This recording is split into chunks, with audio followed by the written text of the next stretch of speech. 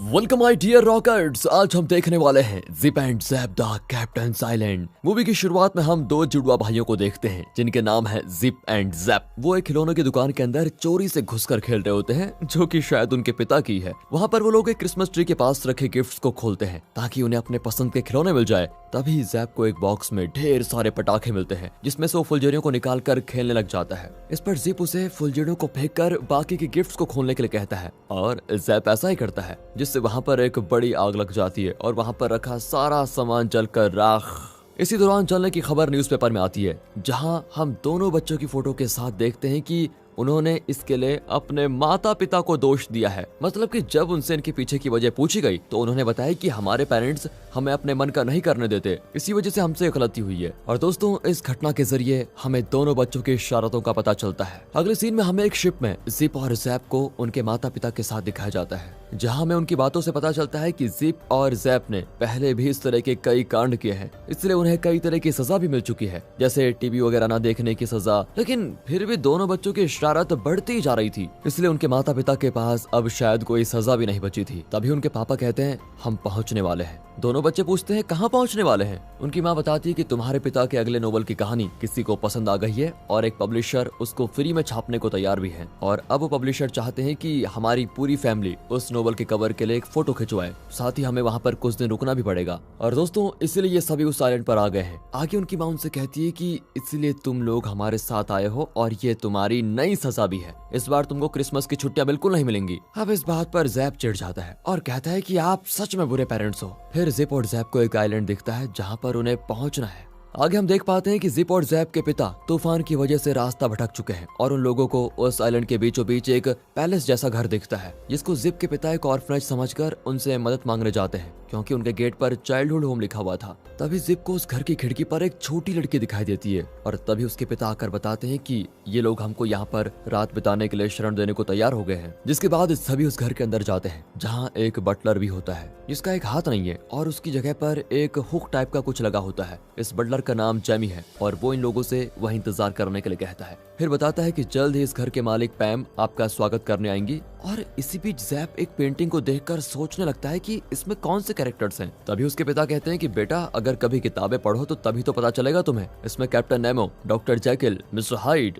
Elon Quatermain, Peter Pan, Sherlock Holmes और invisible man है। और वो जो पेंटिंग अलग से टंगी है ना, उसमें कैप्टन हुक है। वो बताते हैं कि ये सभी बुक्स के जाने माने फिक्शनल कैरेक्टर्स हैं और इन पर कई कहानियां भी मौजूद हैं। कुछ देर के बाद वहाँ पर मिस पैम आती है और सभी को अपना परिचय देती है। साथ ही कहती है कि ये मेरा सौभाग्य है कि मैं आप लोगों के किसी काम आ पाई। अब वो सभी डिनर करते हैं, जहाँ पर वो उन्हें अपने यहाँ पर रह रहे बच्चों से मिलवाती भी है। साथ ही वो सिस्टर एंड्रिकिया और माली सैलमोन से भी उनका परिचय करवाती है। इसके बाद पैम जिप और जैप के डैड के पूछने पर बताती है कि ये बच्चे अपने माता पिता और परिवार से बहुत ही दुखी रह चुके हैं, इसलिए यहाँ पर इन्हें अपने मन मुताबिक कुछ भी करने की छूट है और इस तरह ये लोग यहाँ पर काफी खुशी खुशी रहते हैं। और ये सुनकर जैप तो अपनी किस्मत को कोसता है कि ये लोग कितने लकी हैं, काश हम भी यहाँ पर रह पाते। जिसके बाद जिप पैम से ऊपर खड़ी लड़की के बारे में पूछता है जो कि उसे खिड़की पर दिखी थी। उसका नाम पीपी है। तो पैम बताती है कि वो थोड़ा शर्मीली है, इसलिए यहाँ हमारे साथ खाना खाने नहीं आई। फिर पैम अपने बचपन के बारे में बताती है और कहती है कि मेरे माता पिता बचपन में गुजर गए थे,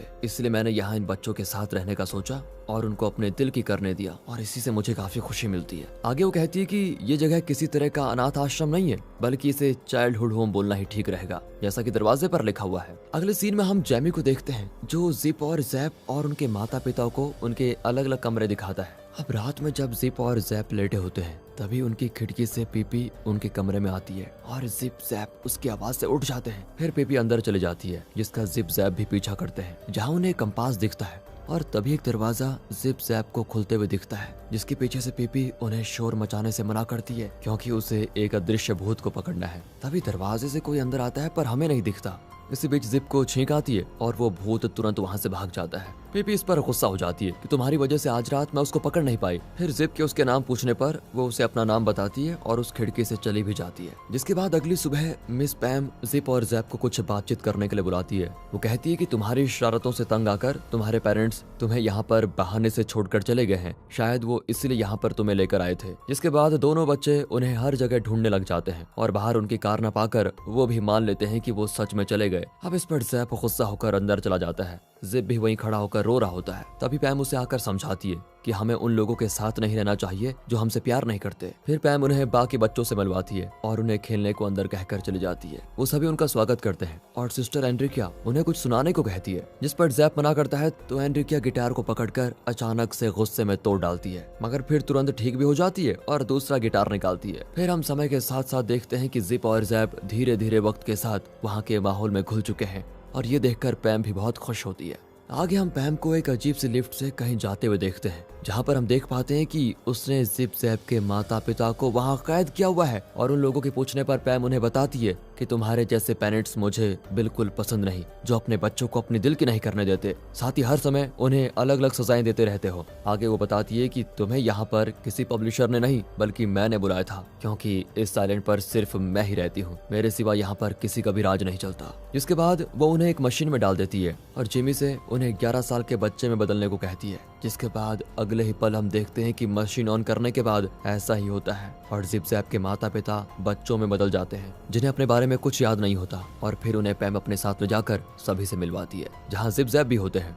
और उन दोनों बच्चों को पैम अपना नाम बताने को कहती है, जिस पर लड़की अपना नाम फ्लिकी और लड़का अपना नाम मैकी बताता है। मिस पैम कहती है कि आज से ये दोनों यहीं पर रहेंगे। जिसके बाद हम देख पाते हैं कि फ्लिकी और मैकी के साथ जिप जैप को अपना कमरा शेयर करना पड़ता है। तभी उसी रात को पीपी फिर से एक बार उनके कमरे में आती है और उस अदृश्य भूत को पकड़ने जाती है। उसे यह करता हुआ देखकर ये सभी भी उसके पीछे जाते हैं। तभी बातों ही बातों में जैप और मैकी में लड़ाई हो जाती है। मैकी जैप को एक किताब फेंक कर मार देता है, जो कि एक जगह हवा में रुककर नीचे गिर जाती है, और इससे हम जान पाते हैं कि वो अदृश्य भूत वहाँ पर मौजूद है, जिसे उस किताब से चोट लग गई है। इसलिए वो पीपी और बाकी सभी पर उल्टा किताबें फेंक कर मारने लगता है और एक किताब जिप को लग जाती है। यहाँ पीपी को छोड़कर सभी बच्चे बाहर भाग जाते हैं। उसी बीच इधर पीपी उस भूत को ढूंढ रही होती है, जहाँ उसे रखा हुआ कंपास वहाँ से गायब दिखता है और अचानक से एक गोरिल्ला खिड़की से भागते हुए दिखाई देता है, जिसे देखकर पीपी काफी गुस्सा होती है। इधर दूसरी ओर जिप जैप फ्लैकी और मैकी भागते हुए जंगल में आ जाते हैं, जहाँ पर उन्हें भागते हुए वही गोरिल्ला दिखता है, जिसे देखकर फ्लैकी को छोड़कर बाकी सभी वहाँ से भाग जाते हैं। फ्लैकी यहाँ नोटिस करती है कि ये गोरिल्ला उसकी बातों को समझ रहा है। तभी वहाँ पर सोलोमन और पैम भी आ जाते हैं। सोलोमन उस गोरिल्ला पर गोली चला देता है, जिससे डरकर गोरिल्ला वहाँ से तुरंत भाग खड़ा होता है। अब पैम फ्लैकी को देखती है कि कहीं उस गोरिल्ला ने इसको कुछ नुकसान तो नहीं पहुंचाया। पैम से फ्लैकी बताती है कि वो काफी अच्छा था और मेरी बात को समझ रहा था। इस पर पैम कहती है कि नहीं, वो बहुत ज्यादा चालाक है, इसलिए उससे दूर ही रहना, क्योंकि मुझे डर है कि कहीं एक दिन वो तुम सब में से किसी को किडनैप न कर ले। इधर दूसरी ओर मैकी, जिप और जैप सोलोमैन के घर पर आते हैं, जहाँ जैप को अपना गुलेल मिल जाता है, जिसे एक बार उसके पिता ने उससे छीन लिया था। और आगे जाने पर उन्हें अपने माता पिता के लगेज और उनकी गाड़ी के नंबर प्लेट भी मिल जाती है। इन सब चीजों को देखकर वो समझ जाते हैं कि उनके पेरेंट्स उन्हें छोड़कर नहीं गए, बल्कि उनके माता पिता उन्हें बहुत प्यार करते हैं। पैम उनसे कुछ तो छिपा रही है, उनको पता चल जाता है, और अब वो क्या छिपा रही है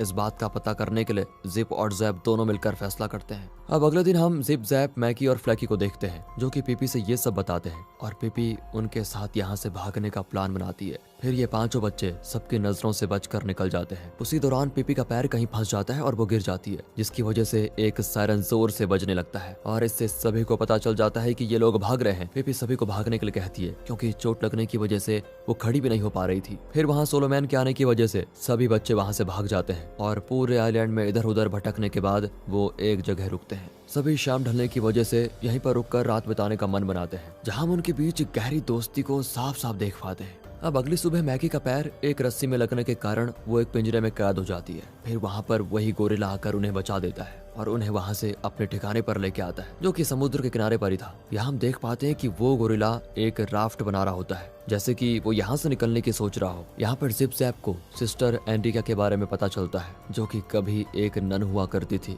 लेकिन वो पागल खाने में थी और वहाँ से भागकर वो यहाँ आई। सोलोमैन भी जेल से भागा हुआ एक अपराधी है। वो गोरिल्ला बच्चों को पीटर पैन की पेंटिंग में इशारा करते हुए अपने बारे में बताता है कि वो असल में डिटेक्टिव होलगैडो है, जिसे पैम ने ऐसा बना दिया, और पैम खुद को पीटर पैन समझती है। वो इन सभी कैरेक्टर्स का असली जिंदगी में कलेक्शन करना काफी पसंद करती है। अब इस पर जैप कहता है कि फिर हम लोग यहाँ पर क्यों हैं, हमें यहाँ पर क्यों रखा हुआ है। उसी वक्त वहाँ पर पैम भी आ जाती है और कहती है कि मैं पीटर पैन और तुम मेरे साथी बच्चे हो। यहाँ सोलोमैन उस गोरिल्ला को बेहोश कर देता है और फिर पैम जिप और जैप को इनविजिबल मैन से मिलवाती है। जिप और जैप पैम से अपने पेरेंट्स के बारे में पूछते हैं, तो पैम कहती है कि इस बारे में हम घर पहुंचकर अच्छे से बात करेंगे। अगले सीन में हम जिप जैप को देखते हैं, जो कि पैम से पूछते हैं कि उसने मैकी और फ्लैकी के साथ क्या किया और उनके पेरेंट्स कहाँ पर हैं। पैम कहती है कि अपने दोस्त और पेरेंट्स में से तुम्हें किसी एक को चुनना होगा। इस पर वो कहती है कि पेरेंट्स के बिना तो हम अपनी जिंदगी इमेजिन भी नहीं कर सकते। पैम उनसे कहती है कि तुम उन पेरेंट्स के पीछे परेशान हो जो तुम्हें एक क्रिसमस तक एंजॉय नहीं करने देना चाहते। अब ज़ैप इस पर जवाब देता है कि वो हमारे पेरेंट्स हैं और उनके लिए मैं ऐसे लाखों क्रिसमस छोड़ सकता हूँ। फिर पैम उन्हें वही मशीन के पास लेके जाती है जिसके अंदर उसके माता पिता को मैकी और फ्लैकी बनाया था। फिर जिप ज़ैप को यहाँ सच्चाई का पता चलता है कि मैकी और फ्लैकी ही उनके माता पिता हैं। अब ज़ैप पैम से पूछता है कि तुम अपने आप को पीटर पैन कैसे समझ सकती हो, क्योंकि तुम तो एक लड़की हो और पीटर पैन तो कभी बड़ा ही नहीं होना चाहता था। पैम कहती है कि मेरी भी इच्छा पीटर पैन जैसी है। इतना कहते ही वो तुरंत एक छोटी बच्ची में बदल जाती है जो कि कोई और नहीं बल्कि पीपी है और वो इनके साथ बस कुछ देर खेलने आती थी, ना कि उनका साथ देने, जिससे ये सीन होता है यहीं पर कट।